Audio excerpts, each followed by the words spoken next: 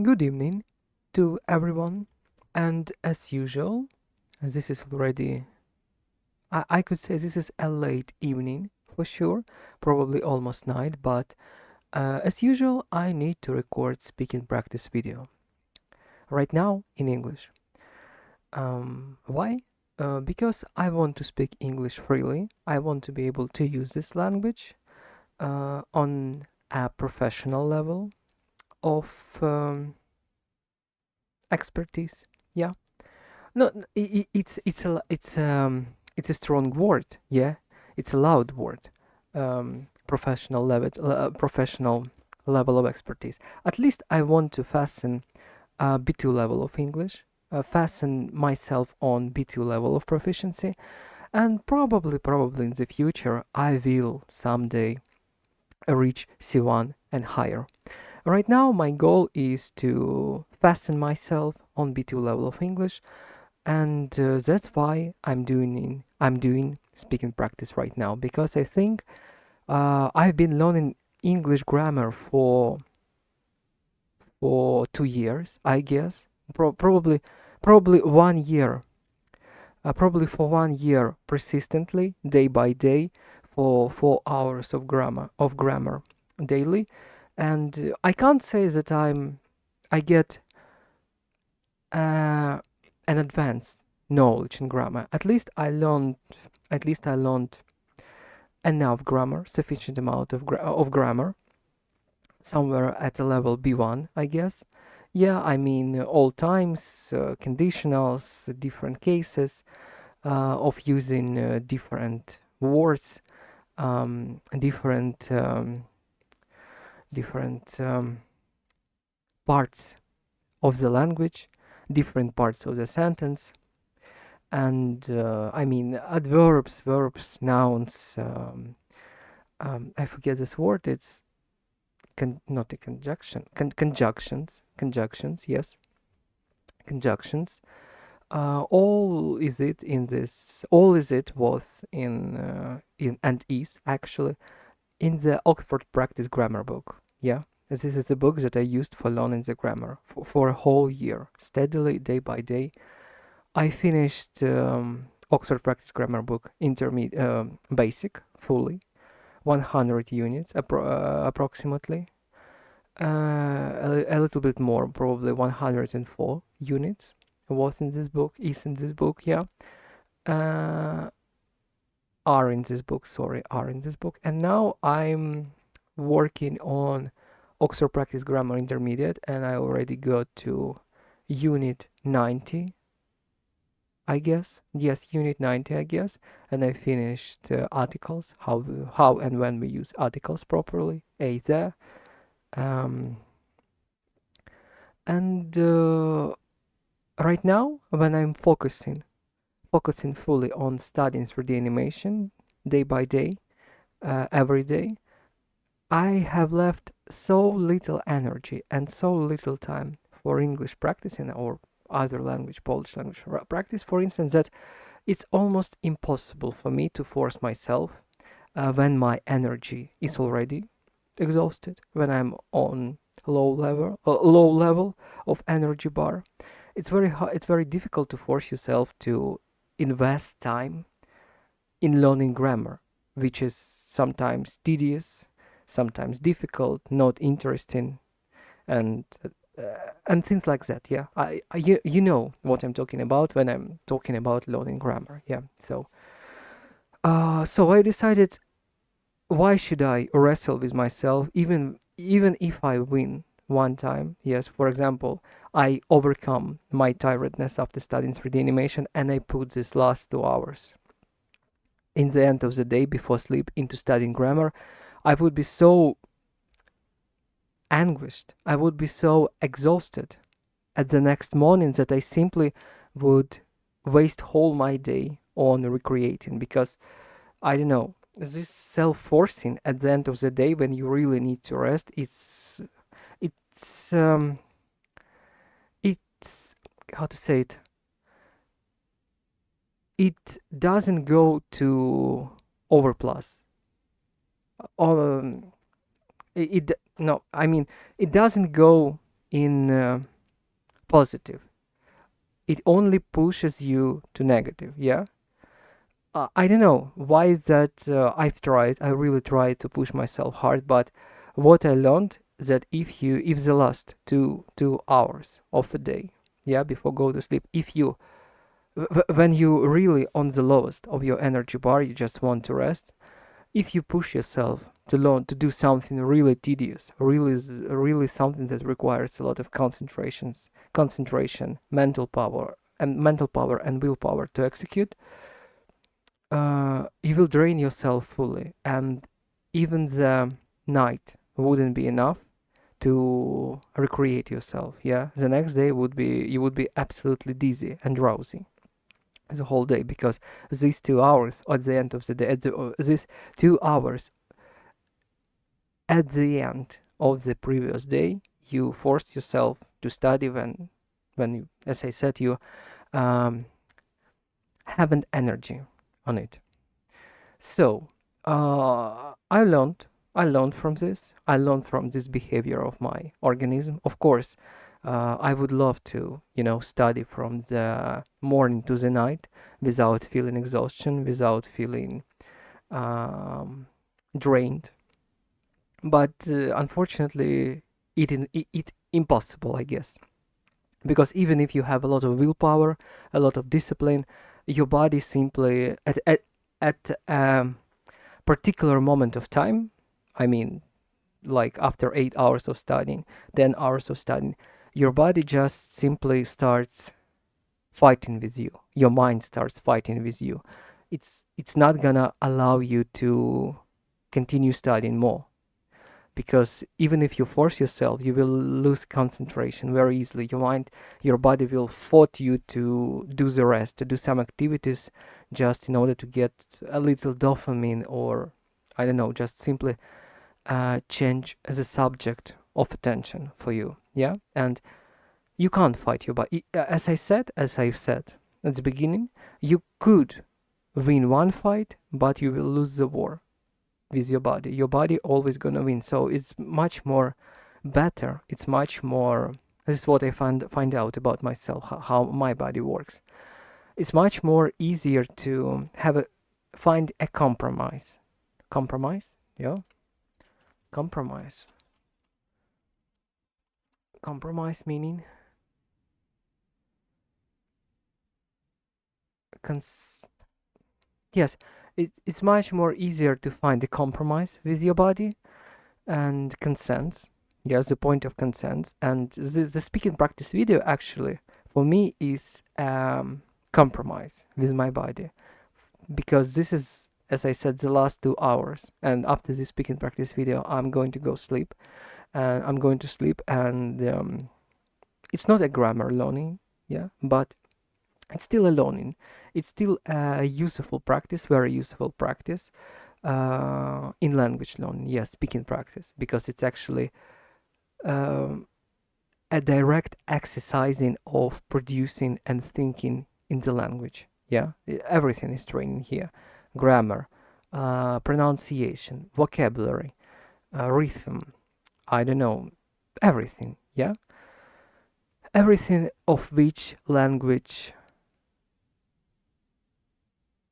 everything of which language consists. Yeah, consists. One language, two languages. I think yes, consists. And so this is my compromise. I couldn't pull off right now grammar learning or some tedious English learning that I usually did at the morning. But right now at the morning, I'm investing time in 3D animation, so I can execute speaking practice at the evening, at the late evening, before going to sleep, when I have this 2 or 1 hour of free time after work. So this is a compromise. Yes, I'm still practicing language, but doing it in a rather more acceptable way for my mind, in a way that my body accepts and do not and doesn't fight with me. Yeah. So what I've been talking about, yeah, before I started explaining how my body works, yeah. As this is speaking practice video number 82, I am very glad to record this speaking practice video for you, for myself, for everyone who would like to watch this speaking practice video. And today's topics that I asked ChatGPT to prepare for me, gonna be very interesting, I guess, for me and for audience. I hope, yeah, for me, and I hope for the audience. So, without further ado, let's move to the questions from ChatGPT. So, question number 1: when a person gives up a long-term hobby, do they lose a part of their identity or simply make room for a new one? I think, because I have this kind of experience, because I've tried to quit video games. I've tried to quit video games, yeah, for sure. And I think it would be much more easier if I would have more freedom as a human being. And it's not, how to say it? It's not an idiom, yeah. It's not an some kind of, yeah. If I would have more freedom as a human being, in a direct meaning, it would be much more easier for me to quit video games. But because I kinda closed at one place and don't have much freedom of movement, so basically it's very hard for me to find substitution strong enough to fully get rid of this dopamine snack. Yeah, not actually dopamine snack. I'm not. I let. I don't want to say that video games is something addictive, and I don't want to say that video games is something bad. No, video games is just a very how to say it, enjoyful. Video games, it's a joyful, married hobby. Yeah, video games is a piece of art, but sometimes when you have disbalance in your life, video games tend to substitute many things in your life.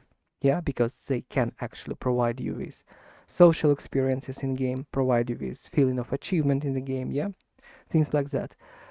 And when you have problems or things you want to avoid, or some inconveniences or limits in life, video games can provide you with some sort of exit from it, at least in your mind. Yeah, at least in video game you can feel freedom, you can feel yourself free, and you can do things that you, for different reasons, couldn't do, for different reasons cannot do at the moment in real life. Yes, and that's why for me, because I'm kind of restricted right now, as I said, because of circumstances, and I can't substitute video games. I have a lack of experiences, I have a lack of routines that I cannot simply substitute for myself right now. So the video games for me is the only one answer for my needs right now. Yeah, I've tried to get rid of this, but my body simply fights with me, as I said, because body doesn't have any other ways to fulfill the needs, and there is only a video game. And if I cut video game from my life, I don't feel that I'm losing the part of identity. I'm feeling like I have a need, and if I wouldn't treat this need controllably, it will destroy. My body will start fighting with myself. Psychologically, physiologically, doesn't matter. I will have worse. My sleep will worsen. My focus, my thoughts, everything will go to negative side. Yeah, because it's simple like that. The body, the mind, as a human, I have needs, and the video games right now is the only way to fulfill some of these needs. And it's actually very sad if you would think about that. So in my case, I can't quit video games right now. I can't, because this is the only one source to fulfill some needs, some essential needs for my body, for my mind. But but, if I would have more freedom, if I did have more freedom, it wouldn't be a problem at all. I already feel like if I would have ability and possibility to simply go for a walk at the evening, this is actually the time that I will change, that I will alter with video games. Yeah, I would alter video games in this case if I have the possibility on evening walks. Yeah, and it would be much more easier for me because it wouldn't be like I'm sitting at home and I'm fighting a need that I can't fulfill. So, and you know what I mean, yeah. In that case, I will substitute. I will substitute the way how I fulfill my needs. Yeah, and in this way, it's much more easier to quit a long-term hobby by simply substituting it by the things that you are interested in or getting more pleasure from it, or getting more pleasure from it. Yeah, at the moment. Good. But it was about me. Sorry. What was about? What was question about? What a person gives up when a person gives up a long-term hobby? Do they lose a part of their identity or simply make room for a new one? I think nobody loses the part of their identity when someone quits a hobby, just a hobby, just a way of time spending, just your interest. Your interests might change, and I guess your interests change, your needs change, and you simply make room for a new one. Yeah, like right now, I don't play video games every day because it's kind of addicting to me right now. As I explained why, because this is the only thing that can cover all needs that I have now in luck. So when I have enough willpower to do not seduce myself for a video game, I have a lot of free time, and this free time I usually spend on reading. Yeah, reading Lord of the Rings, reading books in Polish, and I can't say this is the same way of engagement as video games provide, but it's still pleasant and it still helps me to make progress in language learning. So it still helps me to make progress in language learning. So um,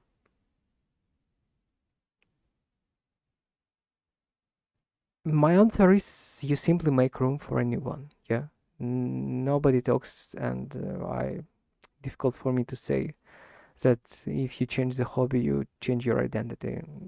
No, you just change you just change the field of the interest, and that's all. As a question number two, do you think enjoyment always needs to be justified by a particular do you think enjoyment always needs to be justified by a practical benefit, or can enjoyment alone be a sufficient reason to spend time on something? It's good when enjoyment bind with practical benefit, yeah, because it's kinda you do what you like and you get the benefits from it. Like it's like when your work is your hobby, yeah, you're working on your career, you're spending a lot of time there, you're getting money from it, and also this is a thing that you have pleasure from, yeah. This is a thing that from which you have a lot of pleasure, which is kind of makes your hobby, yeah, a lot of joy from it, yeah. This is the best case actually how you should choose your work, yeah, by the love factor, not kind of any other factor, yeah. But money is also important. Love factor plus good salary factor, yeah. This is the best way to choose your job. But the question was, can enjoyment alone be a sufficient reason to spend time on something? Of course. Enjoyment in our life is a very important thing. When we enjoy something, when we enjoy the moment, it makes it makes us happy. It brings us the feeling of joy. It fills us with dopamine. It fills us with positive energy, positive feelings, and it all makes our life feeling fulfilled and makes us feel that we are in the right place at the moment. Yes, when we enjoy the moment. Um, I don't think I need to explain it further because we're all humans and we all understand what is it when you kinda in a moment and you feel that you are in the right place where you should be. Yeah, and because of enjoyment, because of joy, because of inner happiness, because of peace. Yes, it all combines together. Yeah, so enjoyment is very important alone, but if it also bind with benefits that make your life better, it's kinda win-win situation. Yeah, so enjoyment by yourself is very important, and enjoyment with benefits even more better than enjoyment alone. Yeah. The question number 3. If two people spend the same amount of time on different hobbies, one productive and one purely recreational, how should the value of that time be judged? What? If two people spend the same amount of time on different hobbies, one productive and one purely recreational, how should the value of the time be judged? Value of the time.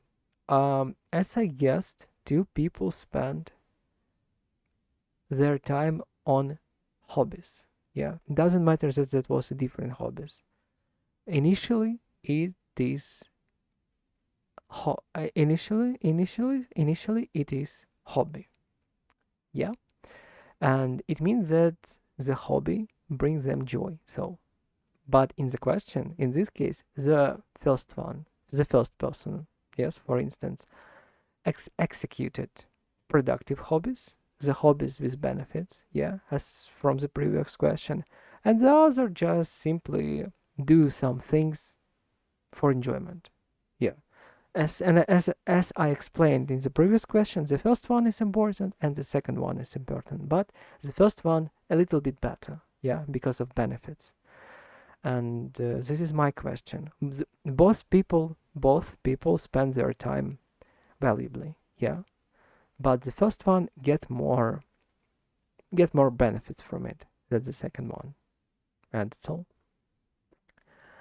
The question number 4. What do you think is harder, giving up a habit that you dislike or giving up one that you genuinely enjoy but believe is no longer serving your goals? Yeah, this is my case with video games actually. Yeah, I'm so very keen on video games that I want to create them more, that I want to play them. Yeah, but still right now I can't fully quit playing video games because I don't have much choice how to. I don't have choice at all. Yeah, how to fulfill my how to fulfill some needs of mine. Yeah, so that's simply why I can't. I can reduce the amount of video games in order to have more time for other activities. That's probably less enjoyable but more important for me right now. Um, Less joyful but more important for me right now. But less joyful but no, but not less merit for my life right now, and not less important for sure. So for me, I think in my case, it's much more easier to give up a habit that you dislike if we are not talking about some addiction, yeah, like alcohol or smoking. Even if you dislike it, it still would be very hard to get rid of it because of the addiction that your body built and your psyche built over time of using it. But if we're talking about something that doesn't have much physical addiction and you have a lot of other opportunities on with which to replace the things that you dislike, yeah, on the things that you like, it's much more easier for you to quit it. Yeah, it's just kind of a question of your decision. There is no need for resilience even. Yeah, it's like I like it, I dislike it, so I gonna change what I dislike and what I like, and etc. Yeah, you have a choice. When you don't have a choice, sorry, it's gonna be difficult. Or if you have addiction, again, sorry, it's gonna be difficult, but manageable. I am a proof. I have a proof. I have a proof for my words. It's me. Yeah, I've been very addicted to smoking and I quit it. I've been addicted to alcohol and I quit it. Yeah, I've been addicted to I never been addicted to video games, but in my case right now, video games it's very valuable for me and which make me addicted to it. Yeah, but still I can manage it properly in order to fulfill some of essential needs and still do not spend a lot of time on it. Like 1 hour or 2 hours per day or per week is enough for me to continue existing approximately healthy mentally. Yeah. Okay. Oh, sorry. It was about habits that you dislike. What about giving up one that you genuinely enjoy but believe is no longer serving your goals? It's it's extremely difficult. Yeah, let's be honest. Giving up what you genuinely enjoy, but for some reason is no longer helping you in your life. Very difficult. And probably my answer would be you don't need to quit the things that you really enjoy, but for some reasons it's not beneficial for your goals. Yeah, you just need to manage your time properly and still find time in your day or in your week when you will fully spend time for pure enjoyment. Yeah, 1 2 hours 3 hours, no more. It would be enough to get this feeling of fulfillment that you enjoyed the things that you really like, even if the situation in your life compels you to do something else. Yeah, like for instance, I need English. I need to have proficiency in B2 level in B2 level of English. So I should study English day by day, every day, which is would be the logical decision. But I understand that if I would invest so much time in English and through the animation, which is difficult just by itself, these two fields of learning, yeah, this new subject is difficult by itself. And if I will or would cut off all enjoyment, or I mean, cut off all other things from my life that helps me, for example, to maintain my psychological and physiological health on a stable level, on a stable level, that and this stable label is provide me with opportunity and possibility to be disciplined and execute my studying.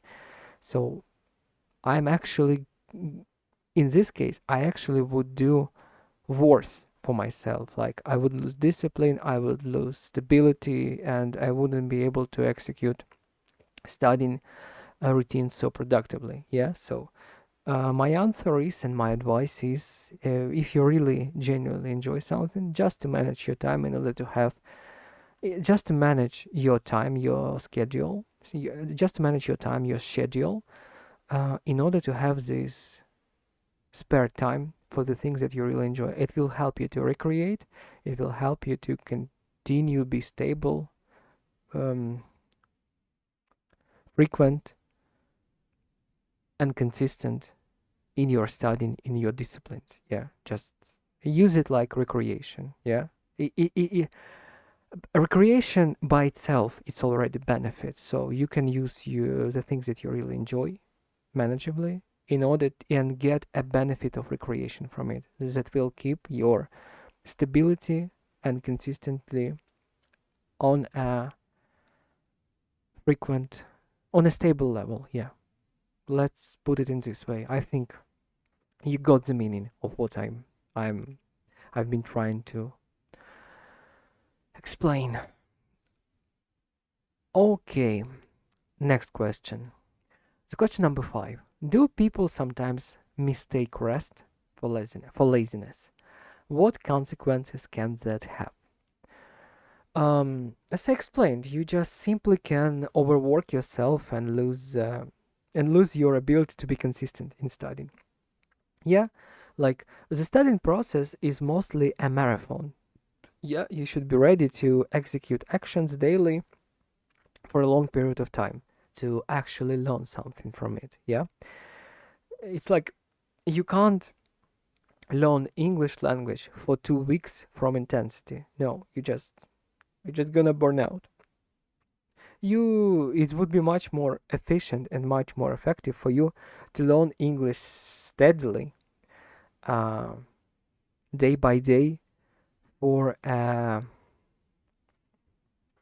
for a range of approximately from 1 to 2 years. Yeah, and in this case, it's much more manageable to get some level in English rather than forcing yourself for furious studying for 2 weeks. It's not gonna get you any results. It's gonna get you some results, but these results will be so miserable, so weak comparing to stable studying for 2 years or 3 years or 1 year. Yeah, the results would be colossally different. And what was sorry, I'm start losing my concentration because kinda want to go to sleep. But the question was, do people sometimes mistake rest for laziness? Yes. Sometimes I kinda type of the person that for a long time had been mistaken rest for laziness, and it played with me sometimes the thing that I overworked myself and didn't feel myself good, and even sometimes lost the consistency, uh, enjoyment, and feeling of pleasure in studying. Yeah. But as I said in the beginning of speaking practice video, that I learned how to compromise with my body, how to spend the last 2 hours in a day with benefits. Yeah, let's say it in this way, beneficially, but still kinda, kinda recreatively. Yeah, and that is speaking practice video for me. Yeah, recreation with pleasure with benefits. Yeah. So, what consequences can that have? Consequences, as I said, you just simply burn out and you lose the most important thing in the studying is consistency. Yeah. So better to do 4 hours on the length. Better to do 4 hours per day at the length of 1 year than 12 hours at the length of 2 weeks. Yeah. Better results, much more better results, and colossal difference, as I said. It's a fact. Yeah, it doesn't need to a lot of explanation because this is the fact. Yeah, if you are a person who ever have studied something, especially like languages, you understand that consistency and length of time is everything. It's everything that you need for results. You need time, you need consistency, and you need discipline to do it daily. And that's all. And you will get results eventually. Good. If a person, question number 6. If a person becomes extremely focused on long-term goals, what aspects of life might they risk? What aspects of life might they risk neglecting? All of them. All of them. Yeah, because I'm a person right now that is focused on the long-term goals. Basically, all that I'm thinking about right now is about me in my future, me in the future. Yeah, I don't care about the no, I don't wanna to answer on this like that. Um, when you focus on the long-term goals, all your life starts directing, starts adapting to the schedule, to the way in which you're gonna achieve this long-term goal, or all your life start reshaping in the form of your life starting reshaping in the form that will allow you to get to this long-term goal. For instance, At the evening, let's imagine that you are a person, absolutely regular person in absolutely regular place with stability and I don't know free time in the evening after work. So you decided after it. Let's you decide, and you decided. Um, 3 years from now on, I want to learn a new language. Yeah, I give myself, for example, 3 years to learn it, and now in order to do it, I understand that I need to execute language daily.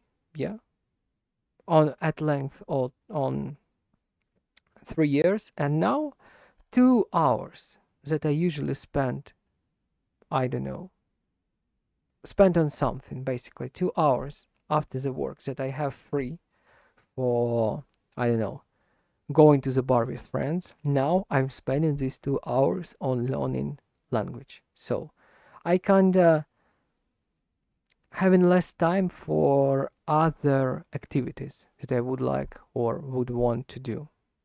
Yeah.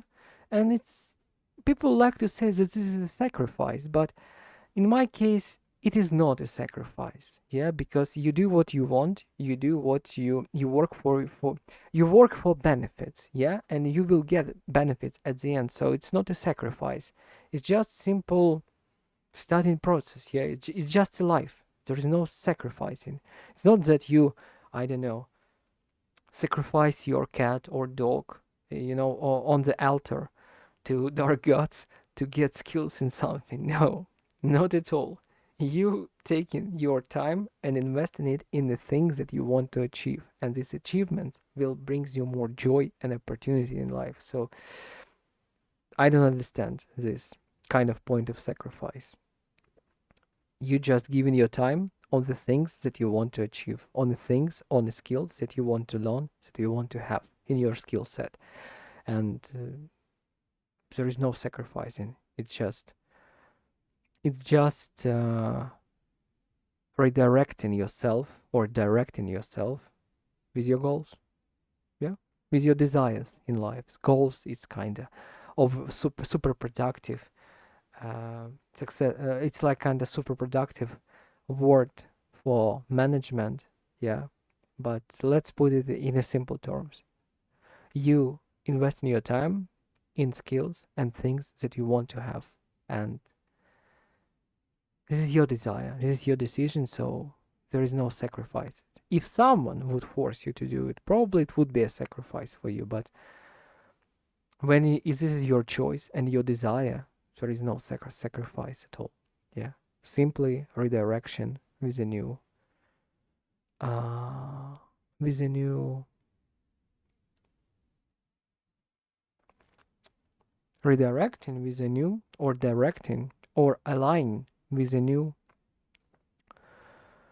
objectives in your life. Yeah, that you want to achieve. Good. Values, not objective values. Yeah. Question number 7. At what point does discipline become beneficial, and at what point can it become excessive? What does mean excessive? Too much? I think yeah, excessive means too much. Excessive. Excessive means going beyond what is reasonable, proper, or necessary. Good question, my friends. Good question, my friend. Discipline becomes beneficial when it does not drains you fully. I mean, the example that I gave at the beginning of the video, that if I would force myself at the end of the day to do some tedious learning like grammar or other difficult stuff that I don't get any recreation from, I would simply, and I will force myself thanks to the discipline, yeah, but a willpower and discipline. But at the end, it will destroy my regime because I will overburn myself, yeah. I will kinda do not recreate even after I sleep. So The answer is very easy. Discipline beneficial when you can maintain this discipline for a long period of time, but when your discipline burns you out, it means that it's too much, it's excessive. Yeah, it's not working for you, it's not working for you, it is working against you, and you need to change it. Probably give yourself a little bit more slack, a little bit more time for other things, for recreation purposes. Yeah. The question number 8. Do you think people should evaluate activities based on who they are today or based on who they want to become in the future? Good question.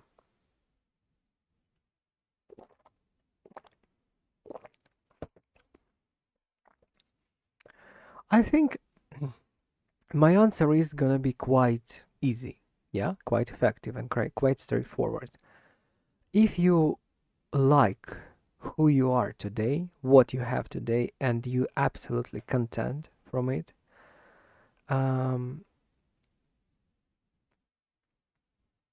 there no there is no need for you to change your activities. There is no need for you to change something. You can make something better, but if you're already content with what you have, just enjoy your life, my friend. Yeah.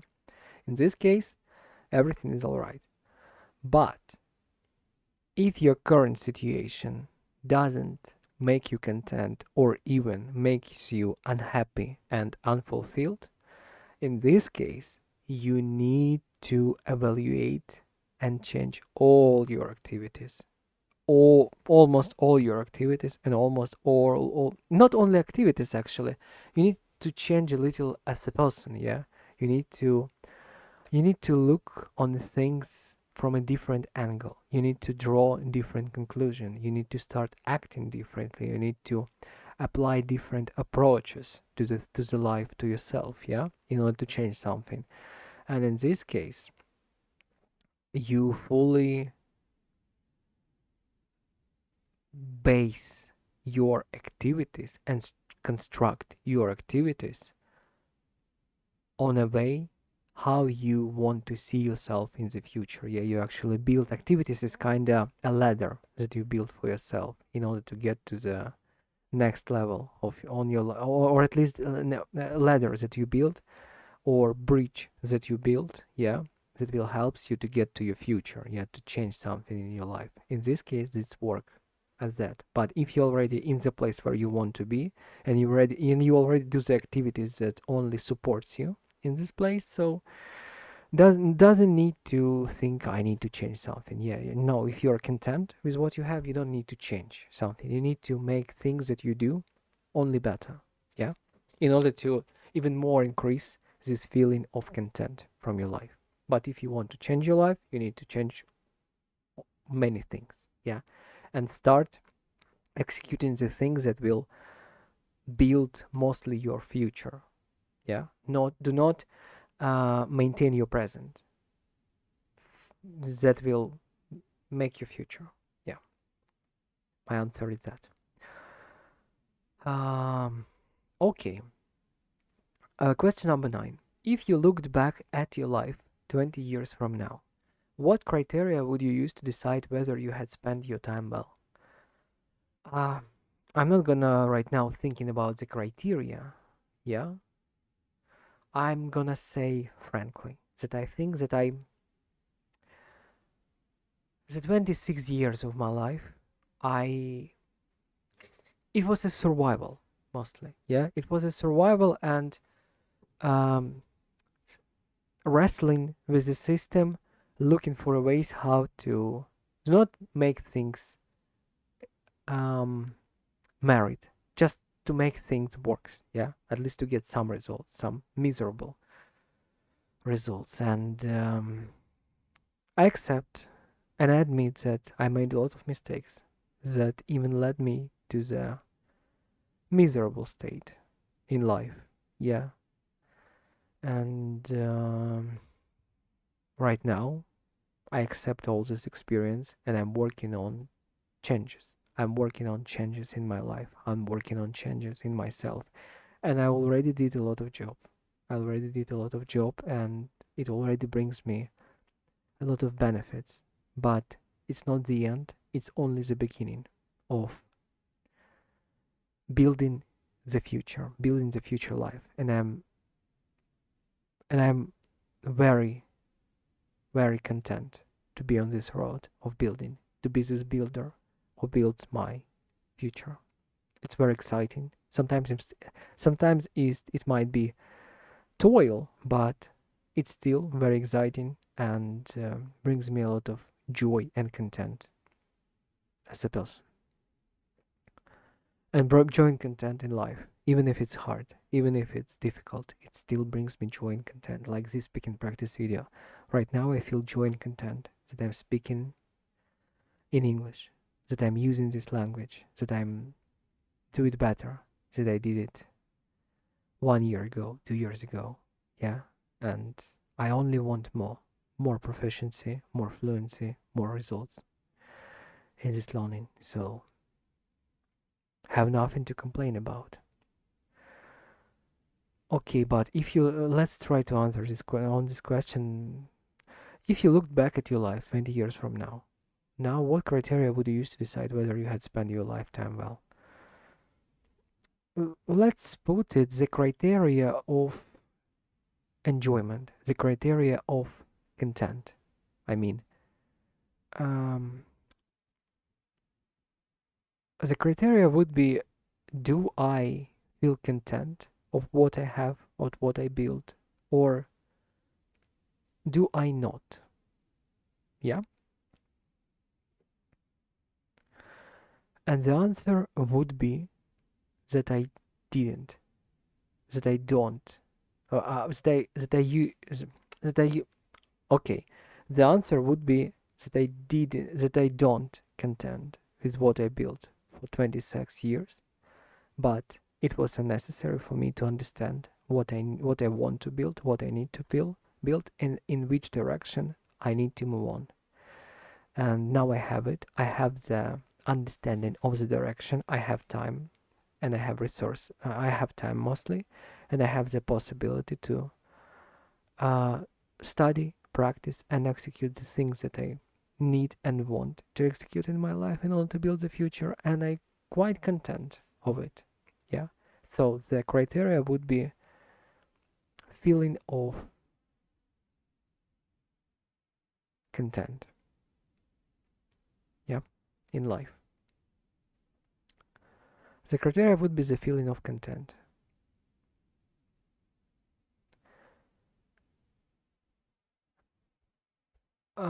Content by content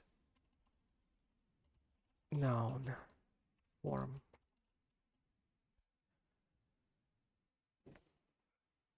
It's an English noun or a well-adorned noun form.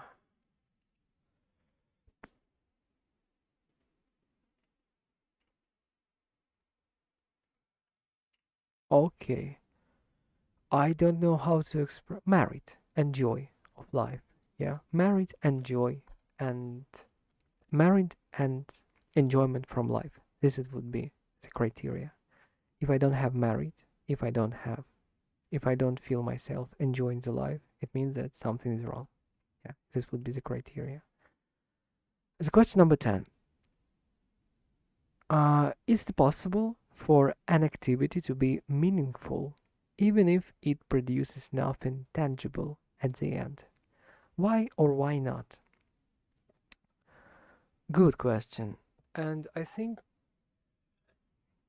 I already gave the answer on this question. I mean, if you do something that brings you a lot of joy, but it's not kind of something that brings you benefits or builds your future, like a simple recreation, um, it's still very important. It's still very meaningful because recreation, it's kind of already a tangible result. Kind of, for instance, uh, when you learn language, you become better in it. This is a tangible result. When you relax, when you recreate, you restore your energy in order to be ready for the next time, execute learning and practicing again. Yeah, be consistent in these routines. Yeah, so actually, the fact that you recreated yourself and you are ready for the next turn of studying, you're ready for the next day of studying, it's kinda a result by itself. Yeah, you recreate it, you get results. Your body is rested. You get result, and result is rest. Is it tangible? Yes, it is tangible. So is it meaningful? Is it have sense? Of course it have sense. So my answer is yes, it is possible, and if you are resting from the activities that you do, even if these activities do not bind to building your future, it still helps you to build your future by making you full restored for the next day of working or studying or practicing. Yeah, this was my answer. This is my answer. Okay, good. I've been talking for 50 minutes. Yeah, quite a good result for an English practice. And I think this is all for today. I executed this speaking practice normally. Yeah. Of course, I held sometimes that I miss the words. I held sometimes that I lose myself in sentence building. Yeah. Sometimes I repeated myself, repeated the words, but it's okay. When I record the speaking practice video, I try to concentrate on clarity of my answers and clarity of pronunciation in order to be understandable, fully understandable of what I'm trying to say, and sound understandable. Um, and also express my thought in the most clear way possible as I can at the moment. Like, in order not to kind of transform speaking into muttering.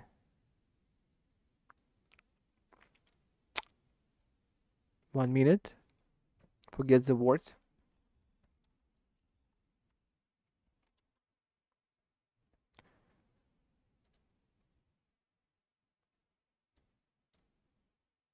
How we say when something impossible to understand by hearing. Impossible. Oh, how we say when something impossible to understand by hearing. Unintelligible. Un unintelligible.